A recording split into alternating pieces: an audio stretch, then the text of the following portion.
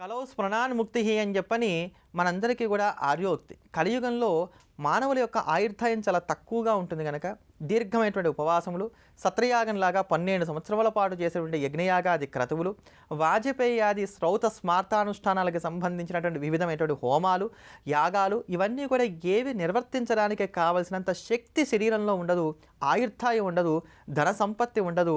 ఇలా అన్నింటికీ కూడా ఇక్కట్లు పాలవుతూ జీవనం సాగించేటువంటి స్థితి ఈ కలియుగంలో ఉంటుంది కనుక మనం తేలిగ్గా తరించడానికి గాను పరమాత్మ మనకు అనుగ్రహించినటువంటి రాజమార్గమే ఈ యొక్క స్మరణ. కేవలం నామాన్ని స్మరిస్తే చాలు, కలియుగంలో నేను అందరికీ కూడా మోక్షాన్ని ఇస్తానని చెప్పని శ్రీమన్నారాయణుడు అభయం ఇచ్చాడు. అందుకనే ఎవరైతే కలియుగంలో నిత్యం కూడా నామస్మరణ చేస్తూ ఉంటారో వారందరికీ కూడా వైకుంఠ ప్రాప్తి కలుగుతుంది అని. అటువంటి నామాలన్నింటిలోకి కూడా తలమానికమైనటువంటిది గోవిందనామం. అందుకనే నిత్యం కూడా గోవిందా గోవిందా గోవిందా అని సంకీర్తన చేస్తూ ఉంటే స్వామి సంతసించినటువంటి వాడే మనల్ని అనుగ్రహిస్తాడు. గోవిందుడు అంటే సంరక్షించేటువంటి వాడు అని అర్థం. ఎందులో నుంచి సంరక్షిస్తాడు? మనకి పూర్వజన్మ, ఈ జన్మ, రాబో జన్మల్లో ఉండేటువంటి కర్మలు ఏవైతే ఉన్నాయో వీటన్నిటిని కూడా తీసివేసి పునరావృత్తి రాహిత్యమైనటువంటి మోక్షాన్ని కలగజేస్తాడు. తిరిగి మళ్ళీ ఈ భూమి మీద పుట్టడానికి అవకాశం లేకుండా తన హక్కును చేర్చుకొని తన పాదసేవ నిరంతరాయంగా చేసుకునేటువంటి మహద్భాగ్యాన్ని కలగజేస్తాడు. ఆ ప్రకారంగా సంరక్షిస్తాడు. అంతేగాక నేను అడవిలో ఉన్నాను, నాకు ఇప్పుడు ఇబ్బందిగా ఉంది అనుకుంటే అక్కడ సంరక్షిస్తాడు. నాకు ఉద్యోగంలో ఇబ్బందులు వస్తున్నాయి అనుకుంటే అక్కడ సంరక్షిస్తాడు. ఎక్కడ ఏ ఆపద ఉందంటే అక్కడల్లా ప్రత్యక్షమై స్వామి అన్ని విధాలా సంరక్షిస్తాడట. అందుకనే గోవింద నామాన్ని సదా జపిస్తూ ఉండాలి.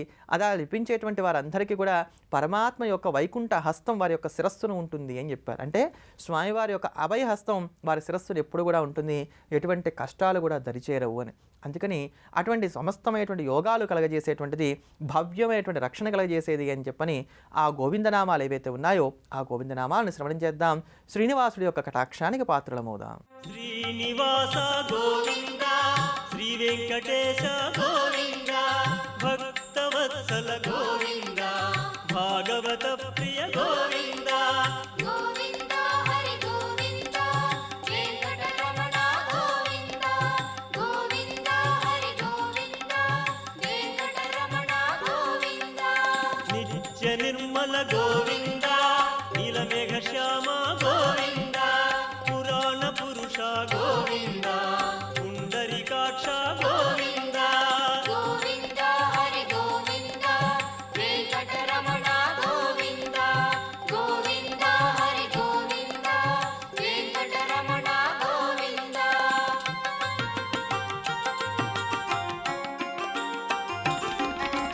నందనందన గోవింద, నవనీత చోర గోవింద, పశుపాలక శ్రీ గోవింద, పాప విమోచన గోవింద, గోవింద హరి గోవింద, వెంకటరమణ గోవింద, గోవింద హరి గోవింద, వెంకటరమణ గోవింద, దుష్ట సంహార గోవింద, దురిత నివారణ గోవింద, శిష్ట పరిపాలన గోవింద, కష్ట నివారక గోవింద. అమ్మా, అలాంటి వాళ్ళది నిజమైన ప్రేమ కాదు, అది వ్యామోహం. ఎగ్జాక్ట్లీ చిన్నత్త, నిజంగా ప్రేమించుకున్న వాళ్ళు అలా చేయరు. ఎంత మనసు విరిగిపోతే కన్న కూతుర్ని పట్టుకొని మా దృష్టిలో చచ్చిపోయా ఉంటుందా తల్లి?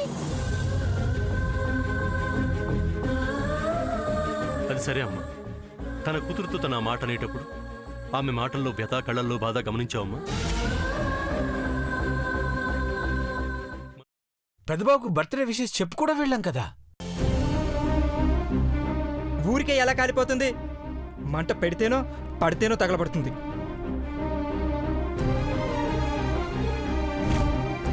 కరెక్ట్ చిన్నబాబు, నీకొచ్చినట్టే నాకు డౌట్ వచ్చింది. పార్వతే షర్టును తగలబెట్టిందనుకుంటా.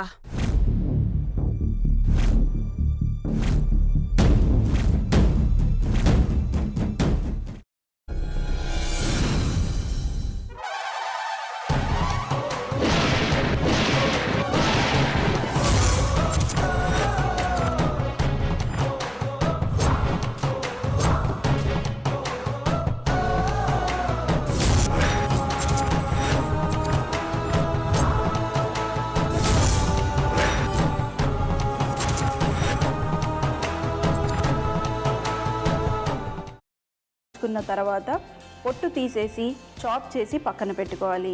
ఒక ప్యాన్లో కొద్దిగా నూనె వేడి చేసి అందులో ఆవాలు, మినప్పప్పు, శనగపప్పు, కరివేపాకు, సన్నగా తరిగి పెట్టుకున్న ఉల్లిపాయలు వేసుకుని 1 నిమిషం పాటు వేయించుకోవాలి. ఆ తర్వాత కాల్చి కట్ చేసి పెట్టుకున్న వంకాయని కూడా అందులో వేసుకుని బాగా మిక్స్ చేసి బౌల్లోకి ట్రాన్స్ఫర్ చేసుకుని అందులో తగినంత చిక్కటి పెరుగు లేదా పల్చటి పెరుగు వేసుకుని మిక్స్ చేసి అన్నంతో కానివ్వండి, చపాతీతో కానివ్వండి సర్వ్ చేసినా చాలా బాగుంటుంది.